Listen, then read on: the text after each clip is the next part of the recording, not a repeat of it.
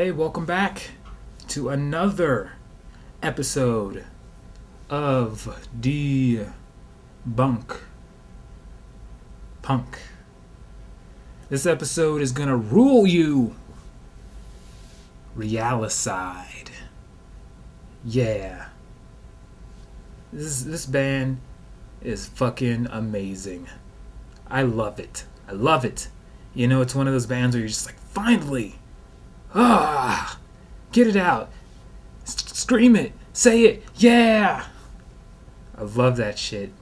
And it's intense. And it's hardcore. Gabber. Punk. Digital. Madness. Coolness. I have to throw Coolness in at the end because these are cool guys. And it's also Steven from Tick Tick doing a collaboration with Robert Inhuman of Realicide, making Realicide. Very cool. Very grateful that they came down and rocked the DEBUNK Punk sweltering hot mini studio. I appreciate it. Love it. Here you go. Alright, this is Realicide. My name is Robert. I'm from Cincinnati, Ohio, and that's I guess where a lot of people see the band is originating, but I guess I kind of live out here in the LA area now, but it's kind of to be determined as well. I guess we'll see where things take me later this year, but till then I'm going to be kind of like nomadic and mainly just like I've got my car and like some people's houses that let me leech off of them for a few days at a time. I mean, you know, they're some of their good friends. And Steven normally plays this Tick Tick, and he's going to be playing with me today as Realicide, and we're going to be taking, I've got this ES1 that is loaded up with all of Mavis's like patterns for all of our songs that we normally play on tour, and he's back in Ohio right now, so I got to give a shout out to him because we're going to be taking like all of his material on the hardware that we'd normally be touring with, and we're basically going to be kind of like tearing it up and playing it in the wrong order, playing like songs that Realicide normally does, like in all the cities and everything in normal set, but playing it kind of like in the wrong order, and Steven's going to be just sort of like fucking it up, or do I say that on this? Or? Yeah. Okay. So, I didn't know like, if this is going on like Disney TV PBS, or something. dude. Come on. Yeah, just totally. But so I mean, it's kind of like a remix situation, but also more like that's how the band is anyway. I mean, we'll tour as like a steady lineup, like a normal band touring, playing the same songs every night, but preferably when there's any chance to break out of that and make it more of like a collective effort that's pooling ideas, such as like Mavis not even being here, but all of his input from the past 2 years is in this box. So you know, it's not just about the words that I have to say or me pushing buttons or whatnot. I mean, or anything that Steven's doing. It represents like a larger group of people that might not necessarily be physically here, but we're still like keeping their attitudes in mind when we're going to do this performance today. So hopefully it goes well. Do you want to say anything? Yeah, cool. Yeah. This is Realicide. It's going to be weird since it's not like a normal show, but we'll try to do some songs for you.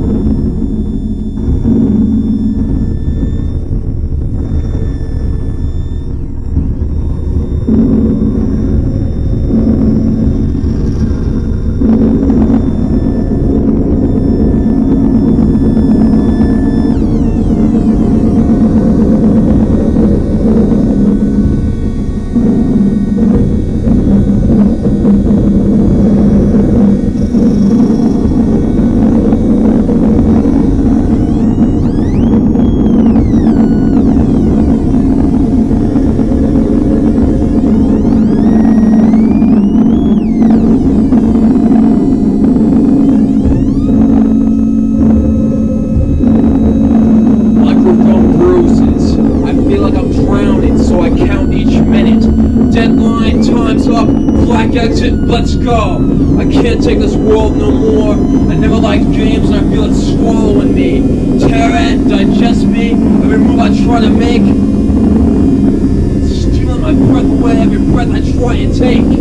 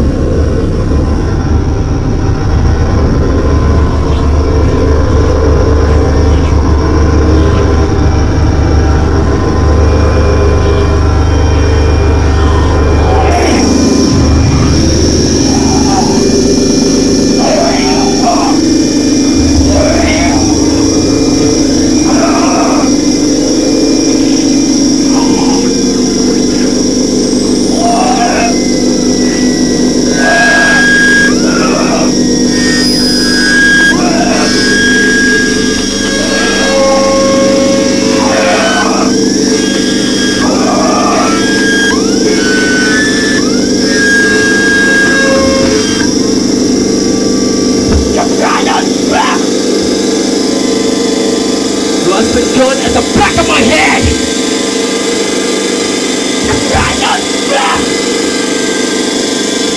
That's a peak on my body!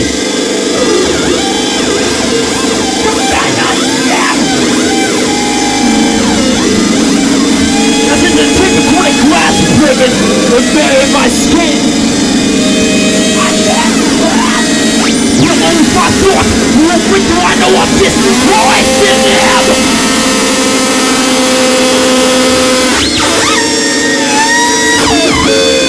Every time, stuck in a pit, thinking I wish this was they thinking I wish it was something more, something better, that could actually be important, worthwhile, not something that was at all. Did you hear me gasping? Did you wonder what the fuck I was trying to breathe in? Scraping and crushing like I'm ready and exit. Look out for the different way.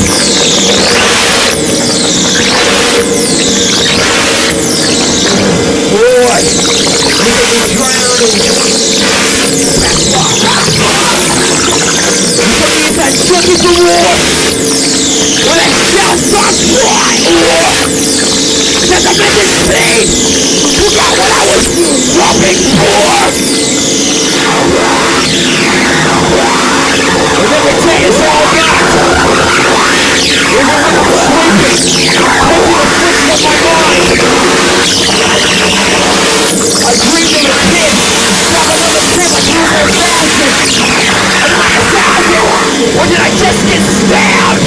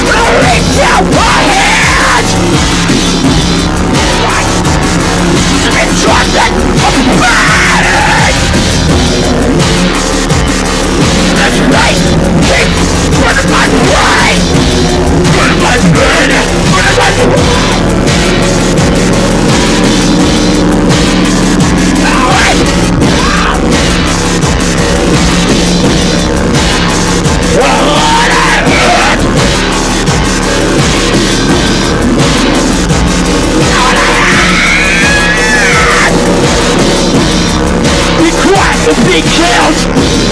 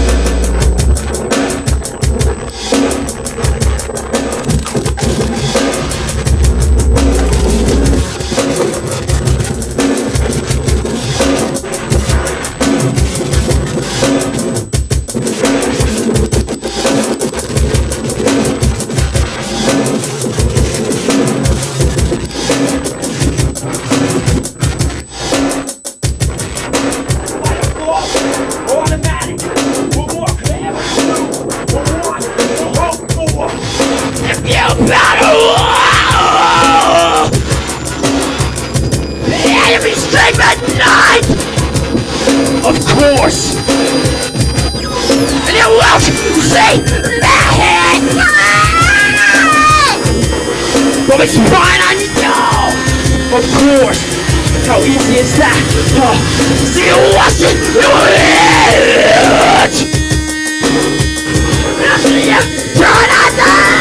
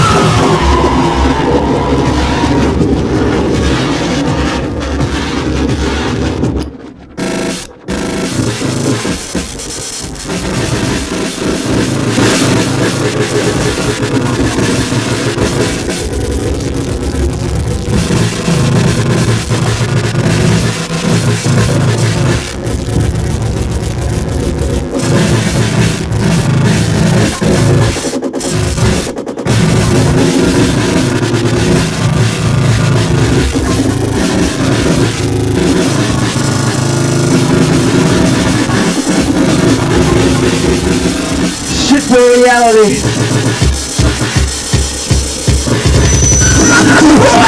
To be just like me! With a dirt to the past, they'll want to about I don't feel this world! He's so twin, woman has no entities. Watching what I say, it don't matter when I just like just like me!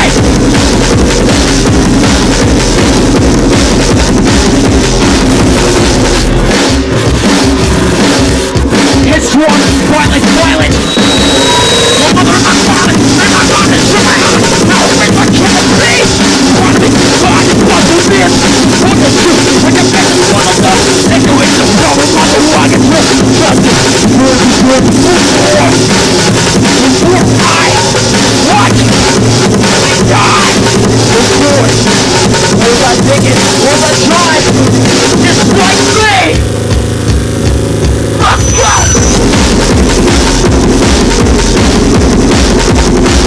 Just like me!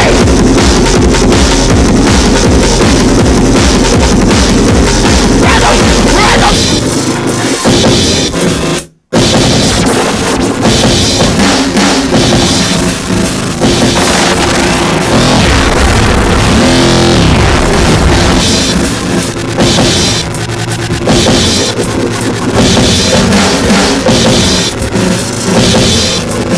Without a king, you're insane!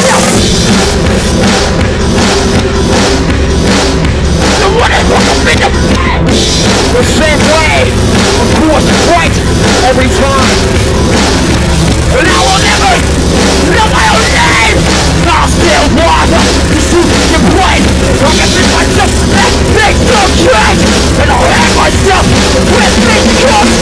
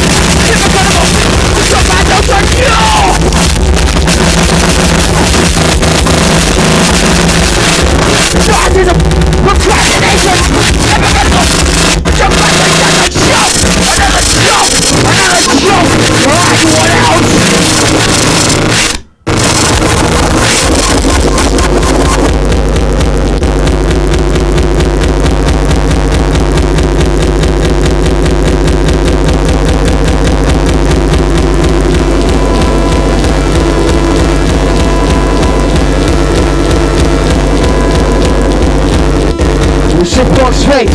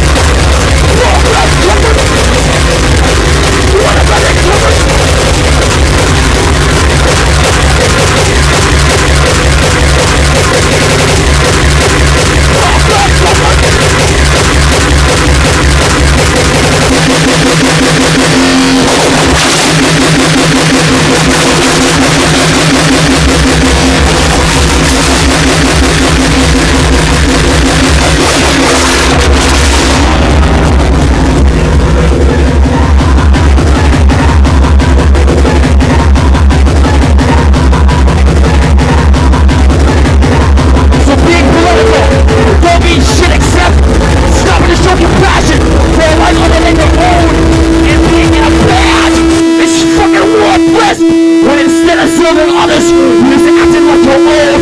But yo, what else? Just another narcissistic asshole fight. What else? That's it.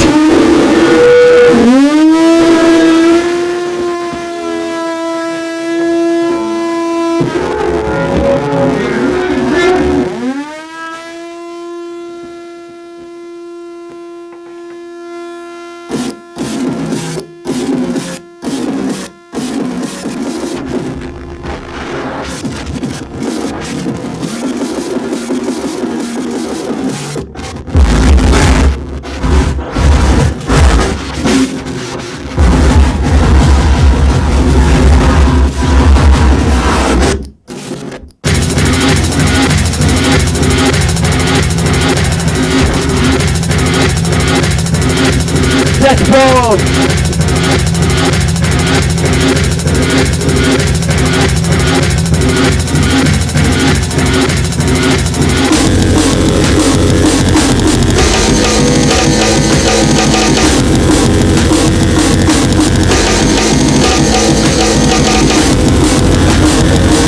Your body needs to rock with straight space! A lab of the world, set up to accept me!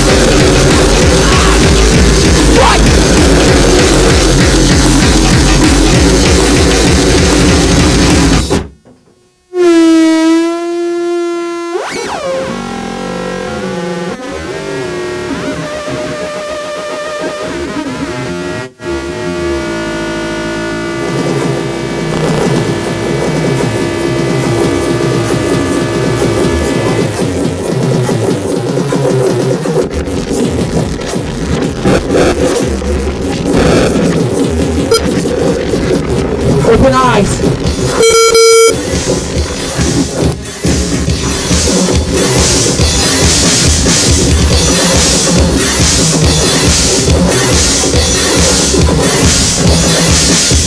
Live up all night, every night!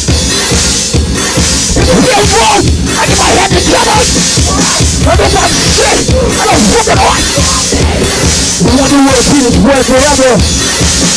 No! I know! I need a change! You've been waiting!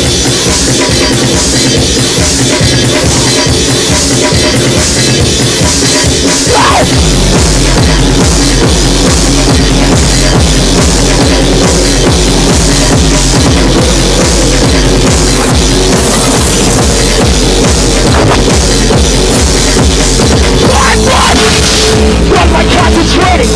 What? Where was that taking me? What? Oh! Everybody close to me! Run! Run!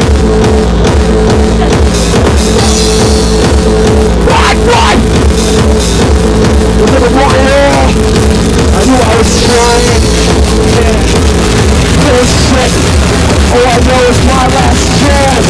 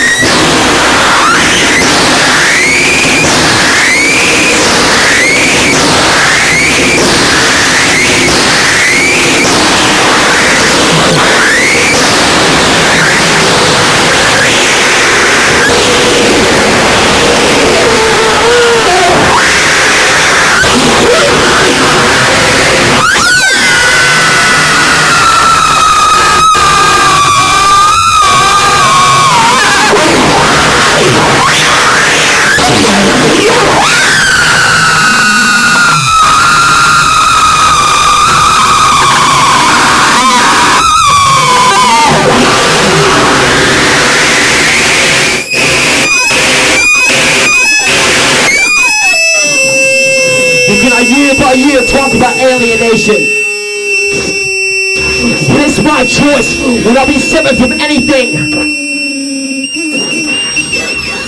Will I say I'm always rejected and that my hands are tied? Will I decide what's the right time when alienation means? Or will I be buried by a subculture? Is it a tool or is it a disease? And does your lifestyle make your fucking head explode? I wanna have the nerve to see when a subculture is caging me. Caging me! Cage me! What the fuck's going on with bands that are supposed to be changing me? Make me afraid to share my ideas and actions indiscriminately. No, we don't got the same age or race or taste or understanding.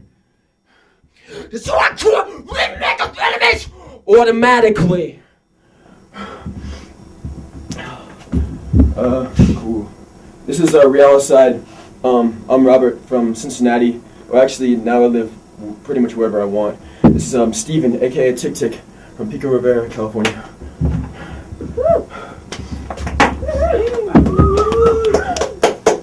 Awesome. Yeah, you guys are good conversationalists. So I think If I am doing too much, just interrupt me. You gotta be assertive. You gotta be assertive. Yeah, and I do that too. I like, what do you think? You know. And then that's when I just. That's when I just push Steven down and keep talking. Yeah. Well then, then I'm gonna kick you in the nuts. Yeah, you will. Yeah, your cruel side will surface. No, that's good that you guys, both of you guys can talk. Cause if Steven like wouldn't hurt a fly his entire life, but then like it turns out he's got this medical condition that when he's on camera he becomes like bloodlustingly cruel. The chemicals somehow interact with my blood, and I know it's gonna happen. Yeah. This room could be covered in blood in like 10 minutes. So on that note, welcome to DEBUNK Punk. This is Realicide. Yeah, Robert Inhuman and Steven from Tick Tick. Oh, but you guys are doing a collaboration and yeah. Turning it up. Yeah, that was awesome. Yeah, I was happy to have the chance to do it. Like, but again, I gotta give a shout out to Mavis, who's back in Cincinnati right now, because the Korg ES1. Well, there's two of them that we're using. We're basically using like Tick Tick equipment combined with an ES1 that we borrowed from Kyle Parker for Infinite the spring. Body. Yeah, Infinite Body. Shout outs to Infinite Body for loaning us the ES1 that Mavis back in Ohio loaded up with all of his drum patterns for like most of the Realicide songs that we've been doing on tour, like 2006 and 7. And so what happened today was built upon Mavis. Yeah, it was definitely built upon like Mavis's hard work for the past couple of years, but also it was actually my first time like performing like manipulate. I haven't really like manipulated equipment in a live setting in a long time, so I'm still kind of trying to figure out what I'm comfortable with doing. A few years ago, I did a lot of solo performances where it was only a feedback manipulation, vocal tape manipulation, and almost never a beat element. So the idea of me manipulating like beat producing like hardware in a live setting is a really, really weird idea, and it's weird to like try to be in Mavis's shoes, even for like a casual experiment like what we did today. Yeah. But if it means taking a step forward and sharing in the responsibility of like actually manipulating hardware for the band, I mean, it's a cool excuse to attempt to do that today. Yeah, that's definitely something that I'm interested in with music and your music especially. How do you feel when you're manipulating the sound especially with just your body, both of you? Because you're like, there's at some points in the songs you're just kind of like making these noises, You know, just with your body and your mouth, and then like Yeah. at some point, Steven, you've got the microphone in your mouth, and you're kind of like, you know, there's like this connection, and I mean, yeah, it's all just totally visceral and just, I don't know, how do you feel, and why would you do that? I don't know why I do this. It's like I chord. I think chord. I think Steven needs to answer this one Well, primarily. I mean, I can't speak for Realicide when it comes to that. I can't aspect speak of at it. all because again, I am not somebody who typically manipulates any equipment. Like, I'm used to having a mic in my hand. Sometimes not even that. Yeah. I'm used to just using my voice, so Yeah, it's just not my field at all. Like, what happened today was definitely not usual. Like, I'm not usually pushing buttons or like toggling patterns or anything. So I think this is Steven's question. No, just personally, like my project, Tick, like that was supposed to be just like voice, like manipulation, and I'm just like, it's just turned into like what it did today, like, you know. So I mean, I'm a fan of just that whole meeting of, you know, there's these pre-programmed beats and they're clashing with like a synthesizer, and my voice is going through that, and like somehow it's all creating like what happens. Yeah. So, yeah. So this is, I really liked it. What's like a typical day? I mean, you know, a typical day. What's like? What do you guys do? You first.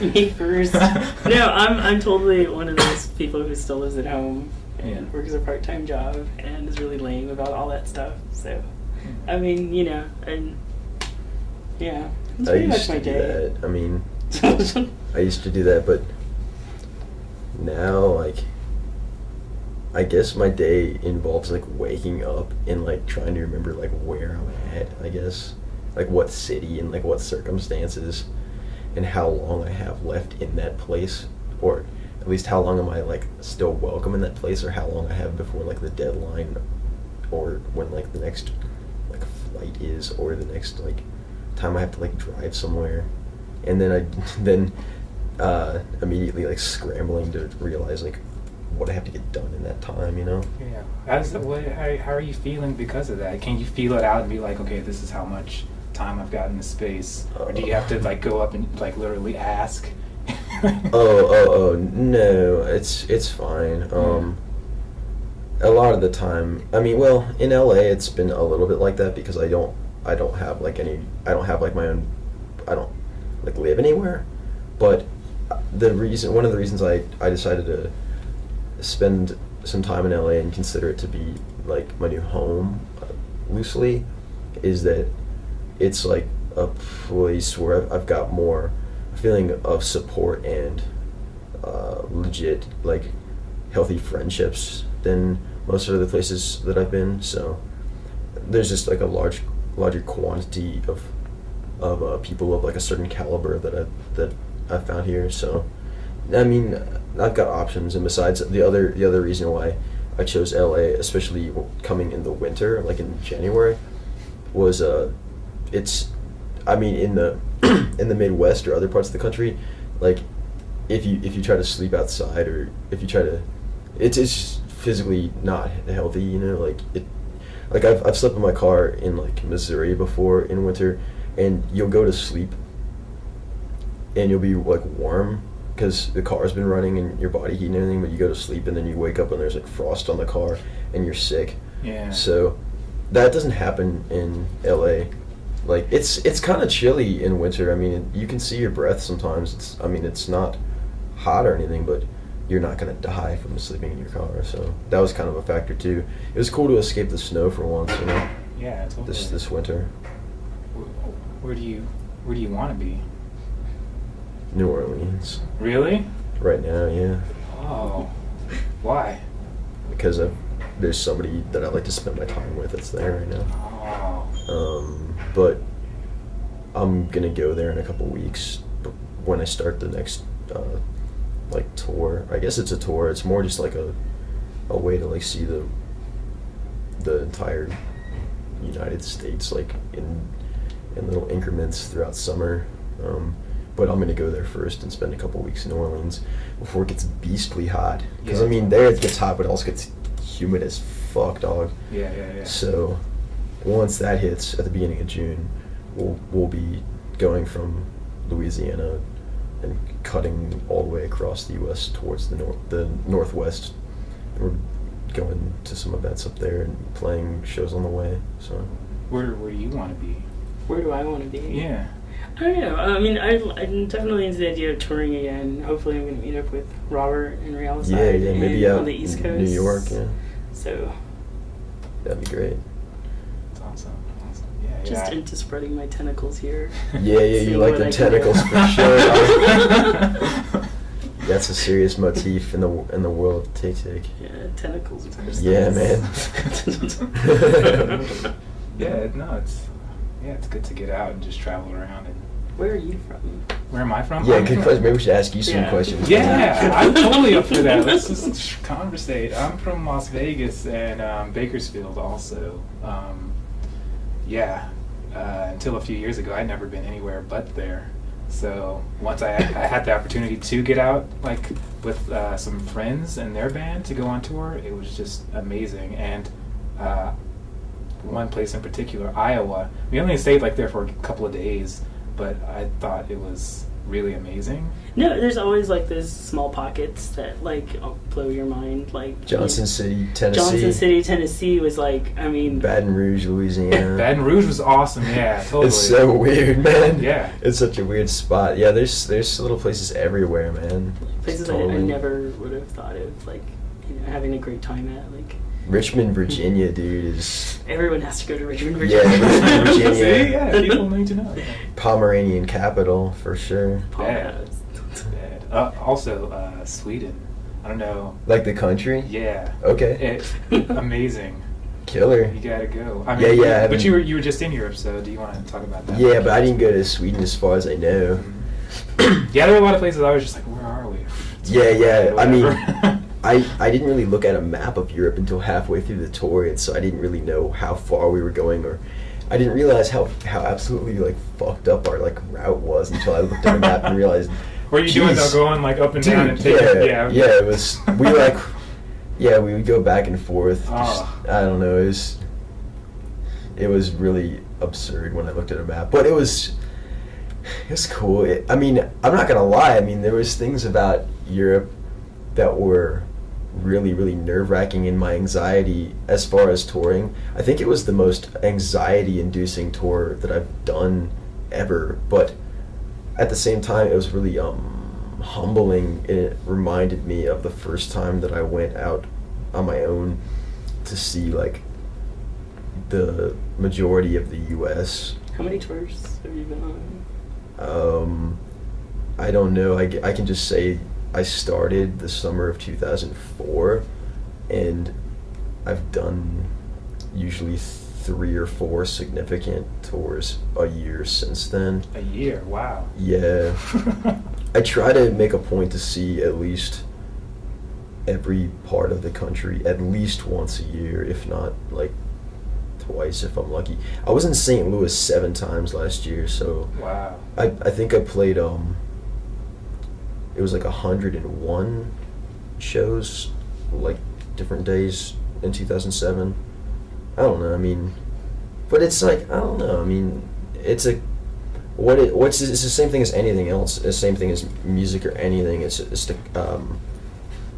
a catalyst. It's not about like going to all these places. Fuck it, man. What is it? Just the planet Earth, and like what's it got to offer? There's not a lot to buy things or. What is it about besides like meeting people and having experiences, something that actually you can calculate its like worth in a less bullshit fashion? Yeah.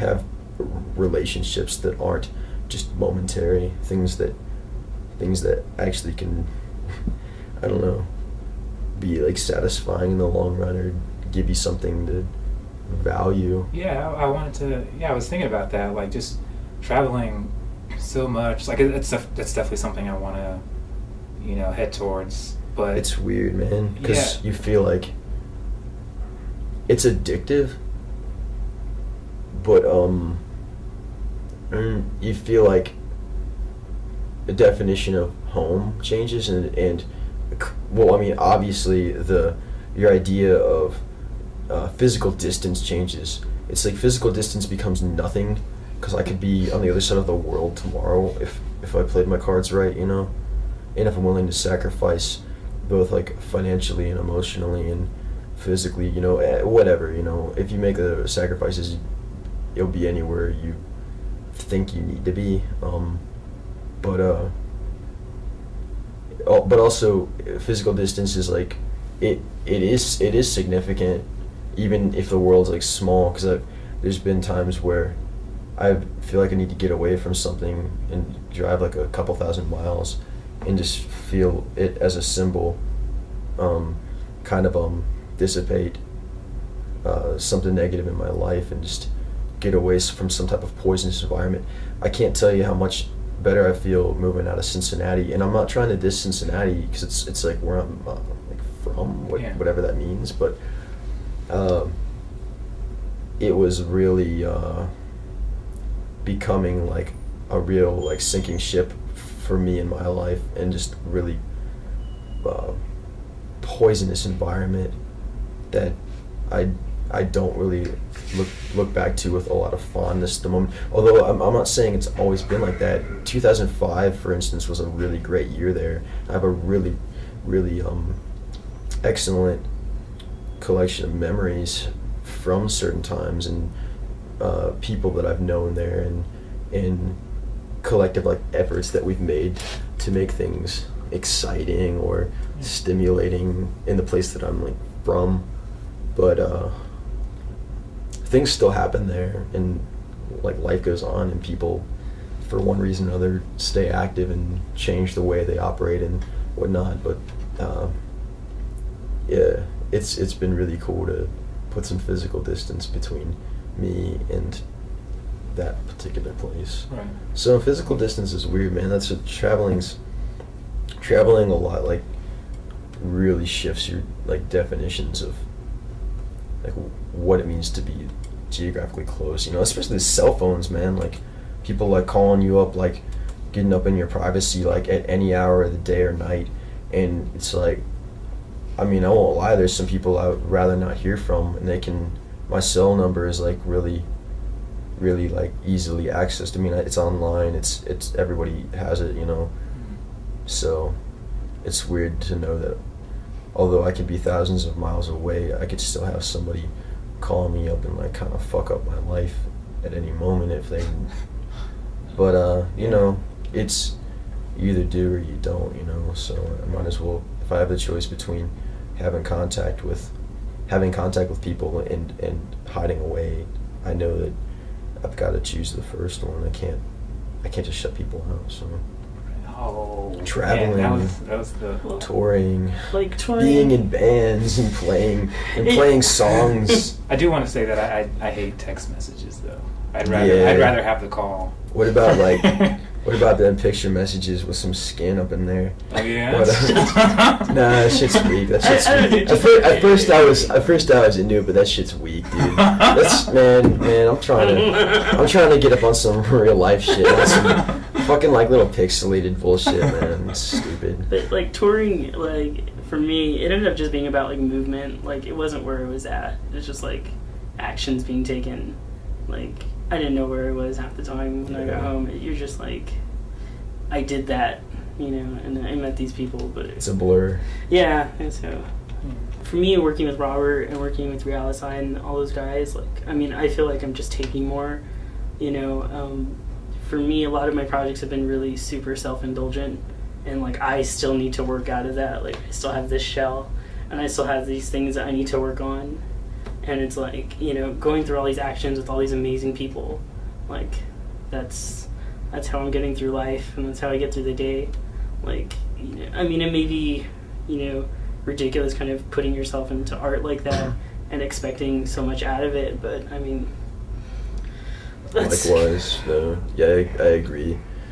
I guess the thing that differentiates Realicide for me from any other bands that I've been in is that as things have progressed over the past few years, tried to make a really conscious effort to make it, I mean, not inherently about myself, but have it be an offering to social circumstances.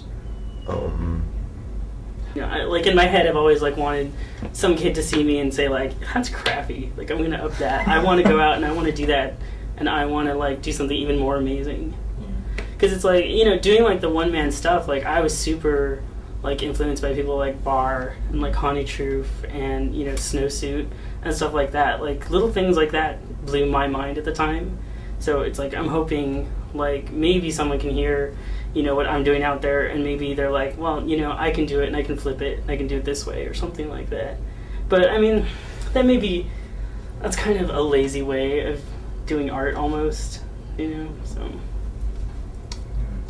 that's glitter on a piece of shit or something. Totally. Your music, Realicide, you brought stuff. Yeah. Well, I saw the Rose for Bodan one where Brian, Yes. where Brian like, I'm But so I glad see you some did that. death bomb stuff up in the corner. oh yes, Kevin Shields, Totally. Yeah. I'm so where glad you Brian did like somewhat nerdily gave you all of his records. Like, this is my split with Mitt, and That's this is pretty the yeah. No, actually, I mean, but then I wanted to be like Brian, so I did the same Yeah. thing. Cause I do kind of want to be like Brian. I Brian. definitely look up to him. so. Brian Miller, who runs Death Bomb Art. Yeah, and Rose for Bodan, like I never got to see him. I actually never got to see him live because by the time I moved out here, and I never was in town when they were playing. But the records that I have of them really grew on me. Like since it must have been like almost 2 years ago when Brian gave me the Racism is God CD. Right. Yeah, that CD is It's Great. great. Yeah. Man, just wait till wait till the stuff that they recorded at the end, which is now, I mean, well over a year ago's, Right. but with Cole Miller from Human Hands. Yeah, because he would do It's, like noise stuff. dude, Yo, it's I've so seen great. that. It's amazing. Dude, the recordings of it that are getting mixed right now are hardcore. They're really aggressive, excellent songs. And whenever that CD comes out, whether or not it's called Rose for Bonin or whatever, but Right. it's gonna be a great CD. Like, it's really excellent stuff. It's hardcore. It's could be my favorite stuff of the band. But anyway, yeah. And moving on to act like Brian and give you stuff from my own label and efforts. This is like Realicide tour CDR from that we made just a few days before we went to Europe for the first time last month, and it's with this material. It's a completely new set that we made for the tour by myself and Jonathan Parenti from Capital Hemorrhage and the Outfall Channel label. So Jonathan did this under the Outfall Channel label officially, and it's it's all like screen printed and everything, and it's got all the words inside it, and a lot of it's I guess more recent lyrics from like the past few months, and dealing with, I don't know, just ideas of like, it's got a song it's about straight edge culture, but it's the idea is not about subscribing to that in a conventional sense, but the idea that I really do admire a culture that is supposed to be about fighting abuse of any vices, theoretically, and not, I mean, fuck I don't give a shit about doing drugs or drinking and shit. I mean, I don't really drink more than maybe once a year or twice a year at most, and I'm not into drugs, but the fact of the matter is, anything can be a vice, and anything can like fucking cripple your life, like, I mean, through indulgence and whatnot. So it's about moderation first and foremost. I know that's not what straight edge really like means, and that's not the connotation it has in like punk and hardcore and But whatnot. It's what you're taking from it. Like that's That is what I'm taking from You're it. making your own thing. I mean, yeah, and it also goes along with the ideals of Realicide to reclaim the vocabulary of hardcore culture, where if I call Realicide a punk band and people say, well, it's not really, it's not really a punk band by today's standards. Well, why the fuck not? Like, who says like that you have to be like a shitty like retro rock band to be to be in like the punk scene now. I mean, I could be like old-fashioned or just too idealistic about it, but the words like punk and hardcore and even especially something like industrial, or words that have been like bastardized beyond any like recognition. I mean, they don't have to be stolen away like that. I know it's an uphill battle and it's probably a fight that I can't win, but I mean, fuck it, man. Like, I want to be. I mean, I do think it's a punk band because the ideals are if it's not about being different, if it's not about experimentation and trying to like be yourself, then how's it punk if it's not about but trying to be yourself in some way? So I guess that's like a general motif in the content of the Realicide project, but especially in this particular CD. And this is just like a kind of a medium grade live recording of the show that we played in Dayton, Ohio before we left for Europe last month. So not to go on and on, I won't go go on that long about each of these, but Oh, that's awesome, man. this is I really appreciate this. DJ Thumper, his demo. That's tracks that are from actually a couple of years ago, but we just put it out last November. And DJ Thumper is Mavis Concave, who normally does all of the MIDI hardware for Realicide. He'll chain together a couple of Korg ES1s, like Boss samplers, and sometimes like a synth module, EMU, or like other things, etc. You can reach Mavis Concave at, like, if you just go to realicide.com, anybody that we work with regularly is probably going to be linked on there. We're on MySpace too, obviously, but why the fuck do I even need to mention that? I mean, it's like saying like I speak English or like I am breathing air. It's like it's so lame. I would never even put MySpace as like type it out like on a CD or something. It's right. No shit, you're on fucking MySpace, dude. No shit, dude. No shit, you love like Fox related, tools. Zwinky. Yeah, straight up looking like a Zwinky 24/7 on that shit. But anyway, DJ Thumper demo was actually put out last November when we came out to LA for Brian and Jonathan Snipes' Rave Exploitation Fest at the Smell, which was excellent.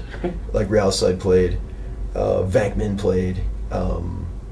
It was great. So anyway, DJ Thumper. That's by the way, that's basically like Cincinnati based, like actual hardcore gabber, and like with a lot of like strong breaks and mashups and real just vile pop satire, cut up. No fear in sampling on that. Yeah. Totally. Yeah. Slipknot samples, Bad. This is some tracks that I made by myself, around 2004 through 2006, and they're fairly similar to Realicide, and some of it kind of overlaps and spills over, but it's the difference is it's just me, and I used to tour by myself and call it Realicide, the same as the band title, but I stopped doing that, and I basically have put the parameters under the parameters of Realicide as a band as needing to involve more than one person's ideas and input. So this is me by myself, but it's still the same type of like aggressive gabber punk, kind of digital hardcore influenced tracks that most of the lyrical content is like, I don't know, I guess pretty socially minded. It's basically punk CD, but not with guitars. Right. Cool, man.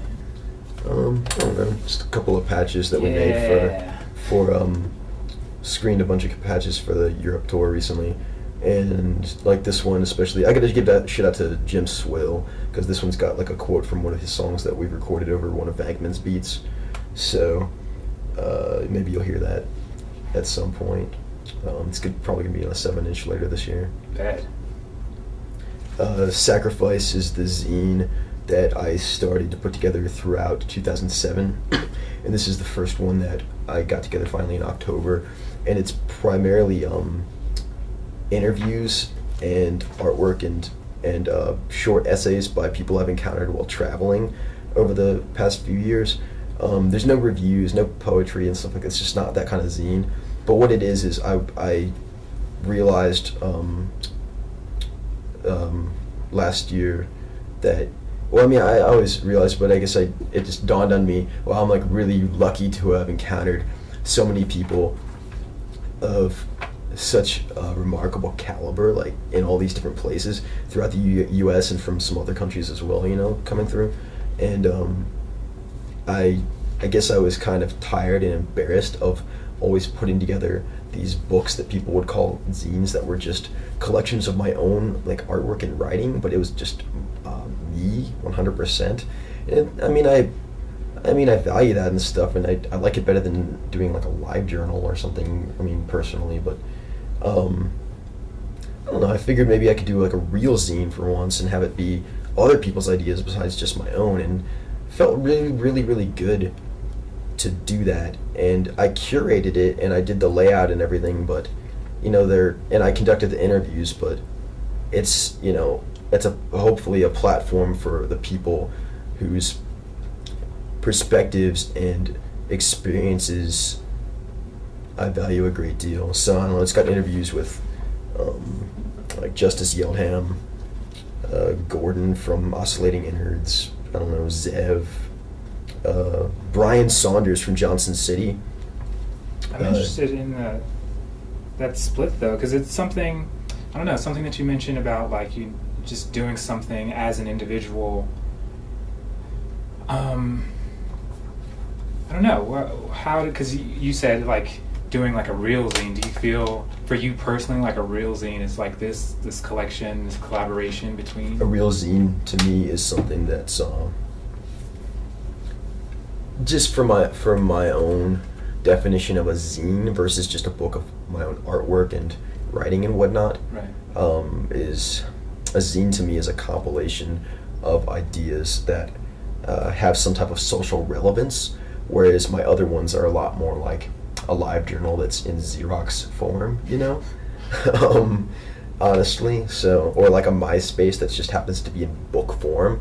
Right. And although I mean it's like I felt a lot of satisfaction, and I won't lie, doing books about myself have saved my life at times. I'm not saying that's the most impressive way to like save your own life, but you know, you do what you got to do at those kind of times. But you know, this is a zine. This is a compilation of ideas by like all these people around me. I mean, there's like a whole contents of all these people that It's a zine. yeah, that I mean I really value their input, and it's just a way to say I feel really lucky to have these people in my life in one way or another. You know, I feel like you know, just really wealthy in that regard. And the second one's coming out hopefully in the before the next tour starts, and I'll probably put it together when I'm in New Orleans and Jacksonville in the next couple weeks. And it's going to have like this has a contents and all this stuff I'm talking about. You can, if you write to me from realicide.com or any other way to get. I mean, my cell number is 513-652-6484. I don't know.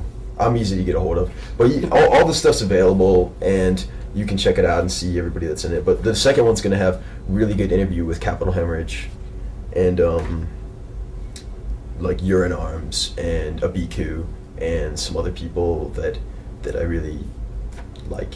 So Awesome. That's Sacrifice Scene. Bad, thank you. This is Jim Swill's book from a few months ago, The Great Equalizer, which was written during his stay. Oh, by the way, Jim Swill is obviously the other vocalist that normally tours with Realicide, so he's a really big influence and like key member of the group. If you don't know who I'm talking about, and you see like pictures of the band, and you see like a kid whose eyes are like bugging out, like he's like he wants to fight. He probably doesn't, but his eyes just like make him look crazy all the time. That's Swill. You can find just look him up as Swill Media is like his MySpace. I think it's Swill Media, or just look him up off Realicide.com. Probably has like links to Swill, but he's really been taking off like year by year, like outstandingly as a writer, and now is like a public speaker, either reading or just reciting his pieces. But anyway, The Great Equalizer was written when he spent a few months last year in like the remote mountains of Oregon working on some farm where they had him like poisoning voles and like doing all kinds of. Today I poisoned voles in the blistering heat. High off exhaustion, I masturbated and came on a dry black field 3 times. So it's kind of like that. It's a little like that. It's intense. It's about isolation. It's the self-reflecting that inevitably comes in a period like that.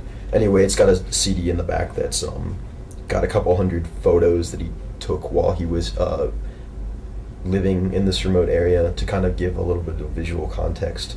And also it's got some videos where he gives you a tour of Lebanon, Oregon, and there's a video that's entitled Sheep Beep, in which he drives his car and past sheep and beeps the horn and they run. It's actually not silly at all. It's heavy. It's really heavy stuff. Wow. So that's Jim Swill.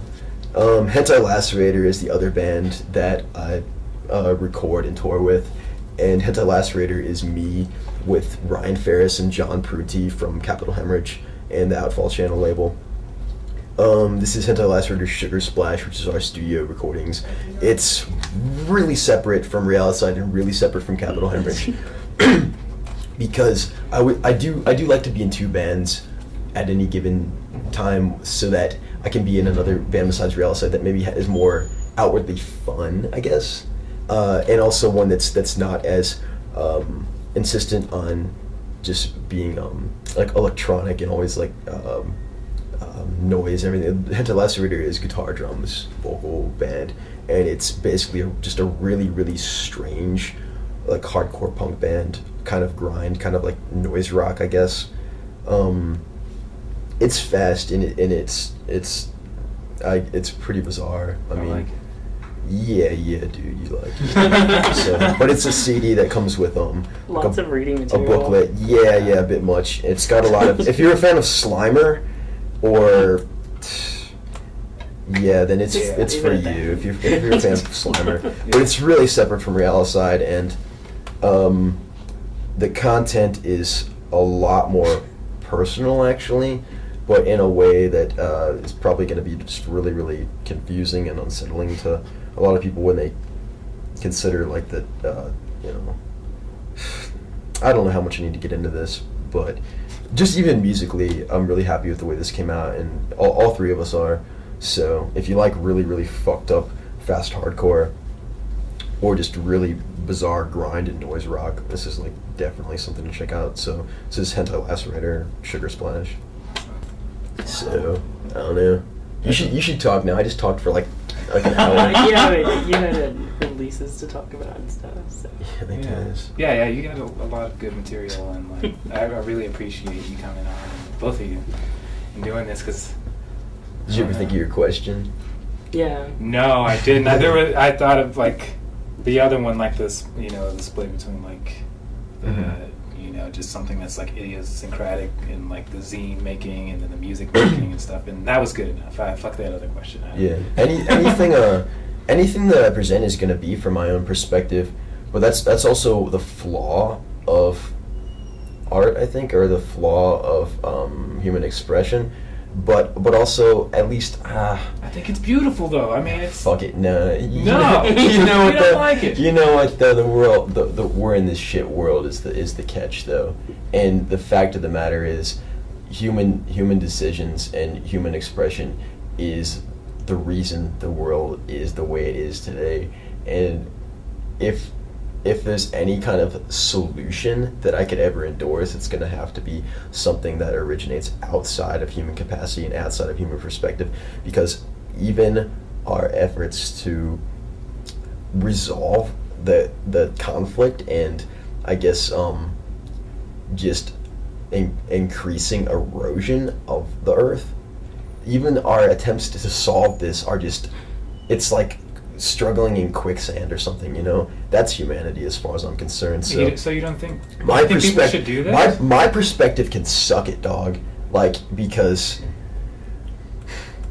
I don't know what to say, because I'm not trying to tell anybody how to fix things in their own life or in the world, but my only suggestion is, like, find a way out of yourself and don't always assume that you know what's best. I mean, it's definitely not a matter of saying, like, find another person that can tell you how to live, Right, can tell you how to make things, like, better for the world around you, but find something besides yourself, at least, whatever that means to you.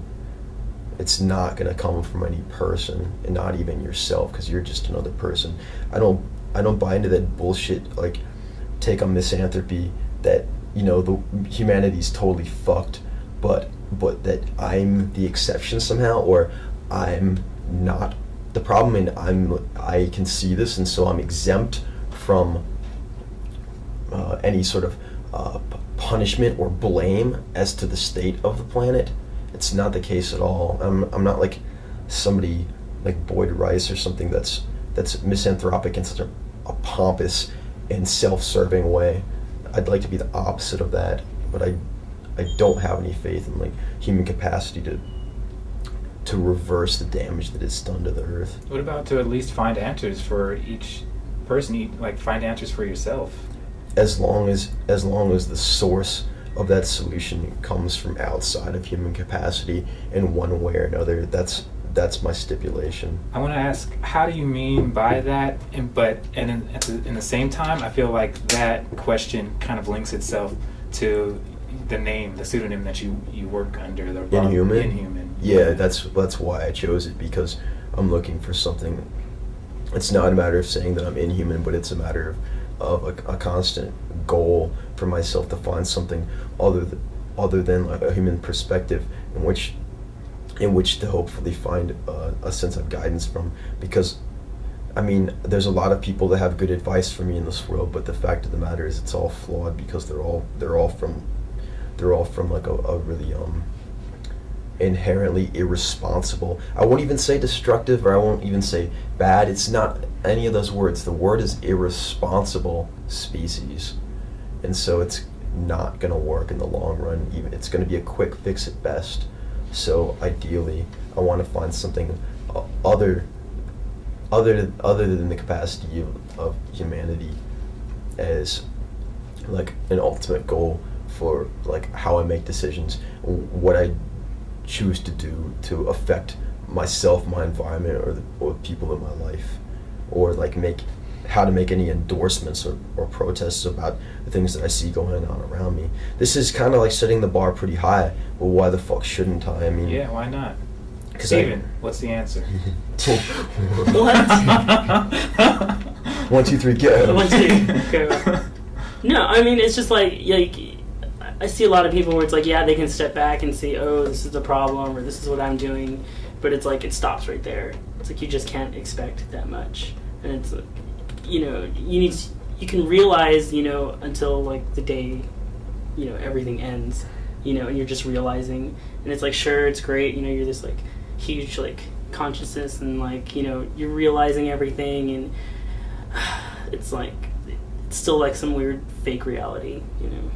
Fake reality. Yeah. Fake reality is a pretty predominant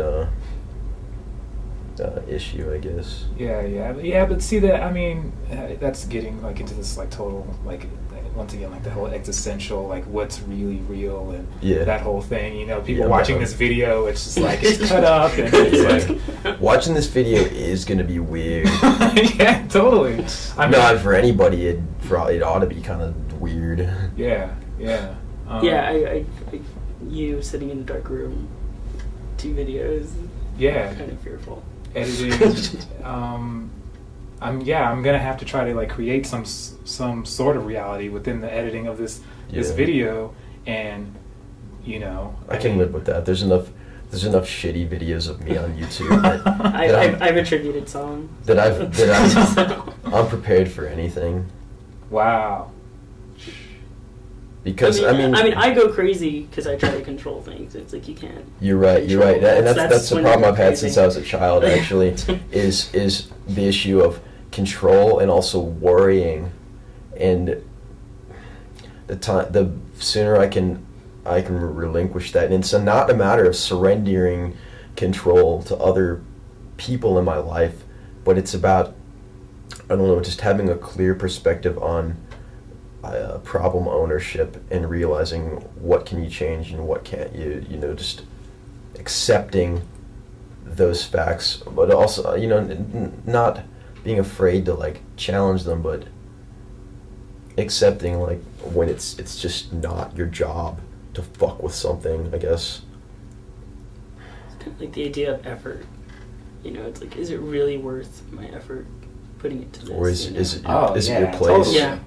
Is it your place to fuck with something or not? I feel like, I don't know, I've gotten to this point in my life personally where I can not just like clearly see that, but sometimes, yeah, I do run into that and I'm just like, I'm not going to fuck with that. I'm going to go this different route and try to, I guess, search for an answer for myself personally. There's so much that we've covered. We've just talked about that. It's kind of like kind of big picture sort of stuff. A little bit. Yeah, but it's fucking rad, and I don't know. I guess I want to kind of end it. Is there anything else that you want to say? I'm real into Gabber, and I hope Me too. Yeah. I hope other people can learn to enjoy Gabber as well, especially in the United States, man. Because it was true, man. The legends were true in Europe. Like even the weak ass DJs were just playing hardcore Gabber. Like it was crazy. Like I didn't think I could ever get too much Gabber, but after like about a week and just every day it was just like boom, boom, boom, like every single day. Because I mean, like because we were touring with Captain Ahab. Yeah. And Toe Cutter.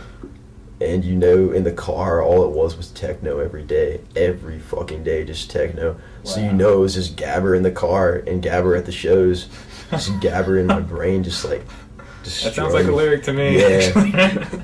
Yeah, it was, dude, we went to Rotterdam. We went to, like, the Jump Style outlet store or something. Like, so it was Gabber overload, but not in the U.S. In the U.S., like, out here in California is really the most you'll even hear hardcore techno. I mean, everywhere else they call it hardcore, but it's weak. So Right. I don't know. It's cool to at least be out here where there's a little bit. I don't know. So yeah, I like Gabber. That's pretty much it. Cool. And Steve, anything?